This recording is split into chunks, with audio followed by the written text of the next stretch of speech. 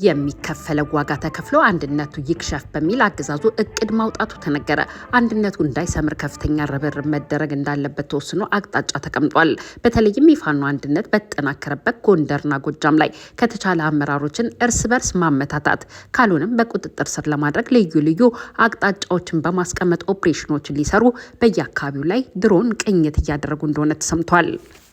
አገዛዙ በዚህ የሞት ሽረት ባለው አቅጣጫው ጎንደር ላይ አንዱ ሌላኛውን የሚመታበትን ሁኔታ በከፍተኛ ቅንጅትና የሚጠይቀው መስዋዕትነት ሁሉ ከፍሎ አንድነቱን ለመበተን እየሰራ እንደሆነም የዜና ምንጮቻችን ተናግረዋል። በዚህ የባዴን ብልጽግና አመራሮች የሚመራው ሴራ የአማራን ሕዝብ የአንድነት ተስፋ ለማጨለም የታቀደ እንደሆነ ይታወቃል ያሉት የዜና ምንጮቻችን መጪውን ቀናት የፋኖ ኃይሎች ከፍተኛ ጥንቃቄ እንዲያደርጉም አሳስበዋል። ይህ በእንዲህ እንዳለ የአማራ ፋኖ ሕዝባዊ ንቅናቄ ከተመሰረተ በኋላ አዳዲስ ድሎች ተገኝተዋል። አንድ ጀነራል መማረኩ ይፋኑ የዜና ምንጮች ዘግበዋል።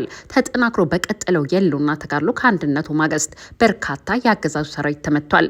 ከፍተኛ ማዕረግ ያላቸው የሰራዊቱ አባላትም ታገዋል። ከሰሞኑ አንድነቱ የታወጀው የአማራ ፋኖ ብሔራዊ ንቅናቄ በተመለከተ በወጡ መረጃዎች መሰረት ንቅናቄው መሪ አርበኛ ዘመነ ካሴ የብልጽግናን አገዛዝ በፖለቲካው መድረክ አሸንፈን በጦር ሜዳው በውጊያውም አዝረክርከነዋል ሲል ተናግሯል። ዘመነ ካሴ ፋኖ ኃይሎች ዛሬ ላይ አንድ በመሆናቸው ከነገ ጀምሮ ሞት ላይ እንስቃለን፣ ሞትን አሸንፈን ነጻ እንወጣለን ሲል አስታውቋል። የአማራ ፋኖ አንድነት ንቅናቄ መሪው ዘመነ ካሴ የቀጠናው ኃይሎች በተጨባጭ አብይ አህመድና ቡድኑን ለማስወገድ በጋራ መታገል አለባቸው ሲልም ጥሪ አቅርቧል። ሰላም ጤና ይስጥልኝ ክቡራትና ክቡራን አድማጭ ተመልካቾቻችን፣ ለመላው የክርስትና እምነት ተከታዮች እንኳን ለጥምቀት በዓል አደረሳችሁ። ወደ ዝርዝሩ እንሸጋግራለን። ይህ ኢትዮ ዜና ነው። አብራችሁን ቆዩ።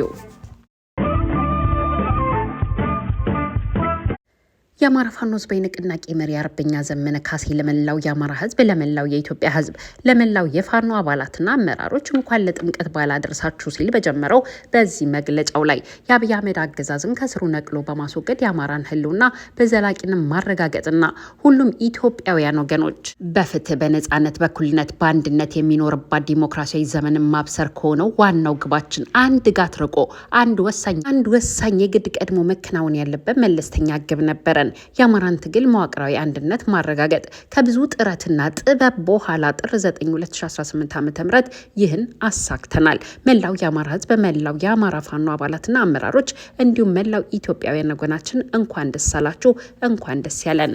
አገዛዙን በአውደ ፖለቲካ አሸንፈነዋል፣ በአውደ ውጊያ ማዝረክርከነዋል፣ በስነ ግንኙነት ፖለቲካ አሳተነዋል፣ በኢኮኖሚ ራቁቱን አስቀርተነዋል። ያም ሆኖ የትግሉ ወታደራዊ የፖለቲካና ሁሉን አቀፍ አቅም በአንድ ቋት በማሰባሰቡ ምክንያት አብይ አህመድና ቡድኑ ተጨማሪ ቀናትን እድሜያቸው ላይ የጨምሩ እስከዛሬ ህዝባችንን እየጨፈጨፉ መዝለቅ ችለዋል። አንድነት ሁሌም በየትኛውም ሁኔታ ውስጥ በማንኛውም ወገን የሚከናወን ትክክለኛ ነገር ነው። ለአማራ ህዝብ ግን አንድነት ዘላለማዊ የግዴታ እጣ ፋንታው ነው። የአንድነት አማራዊ አካላችን የሚንቀሳቀስ ነፍሳችን ነው። በመሆኑም ዛሬ አንድ በመሆናችን ከነገ ጀምሮ ሞት ላይ እንስቃለን፣ ሞትን እናሸንፏለን፣ ሞትን ራሱ እንገለዋለን፣ ነጻም እንወጣለን ብሏል። አርበኛ ዘመነ ካሴ አክሎም የአማራ ትግል አንድ ሆኗል። ስለ ነገዋ ኢትዮጵያ በጎ ምኞት ካለን ግን ይህ ብቻ በቂ አይደለም። ልዩ ልዩ ኢትዮጵያውያን ወገኖችን የሚወክሉ ሊቃን የፖለቲካ ቡድኖች በይፋ መቀራረብ፣ መምከር መጀመርና ስለ ነገ የጋራ ስዕል መፍጠር ይኖርባቸዋል። የቀጠናው ኃይሎች ዛሬ ስለ ቀጠናው በተጨባጭ አብይ አህመድና ቡድኑን ለማስወገድ በጋራ መታገል፣ መፍትሄ ማዋለድ ይኖርባቸዋል። ስለ ነገ መጠበብ ይገባቸዋል። ምክንያቱም የአፍሪካ ቀንድ በታሪኩ አይቶት ወደማያውቀው ትብታብ ውስጥ እየገባ ሲሆን ለቀጠናው ህዝቦች ልማትና የጋራ በጎ ተስፋ ሊቃን መቀራረብና የጋራ ህልም ማለም ያስፈልጋቸዋል። በዚህ ረገድም ፋኖ የበኩሉን ገንቢ ሚና ይጫወታል።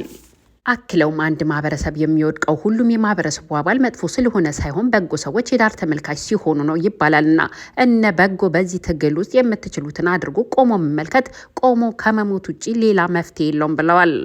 አብዮቱ የመሳሪያም የቅንነትም ነው። ስለዚህ የምር ቅን እንሁን።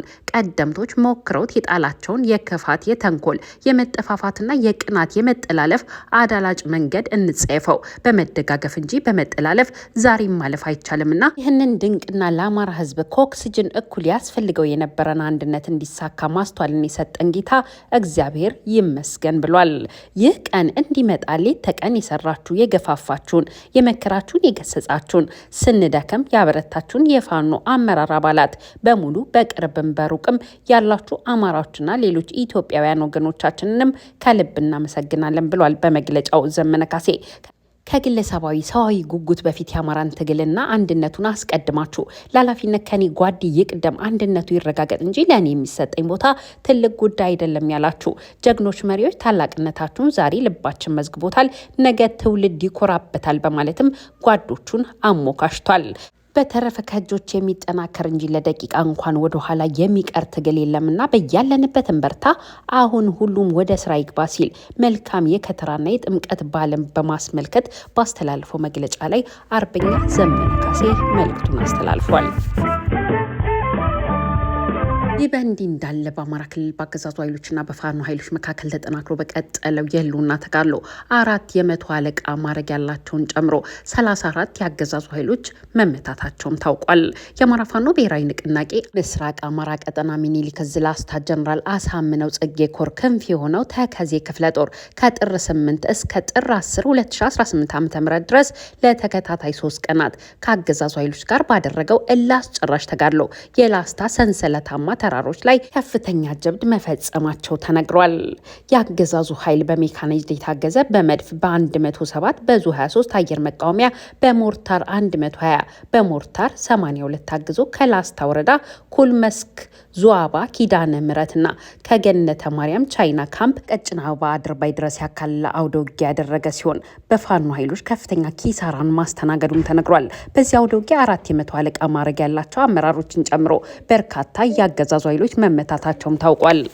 ላስታ ጀነራል አሳምነው ጽጌ ኮር ህዝብ ግንኙነት ኃላፊ ፋኖ መምህር ቢሆነኝ መረጃውን እንዳደርሰው በርካታ ቀላልና ከባድ የጦር መሳሪያዎችንም መማረክ መቻላቸውን አሳውቋል።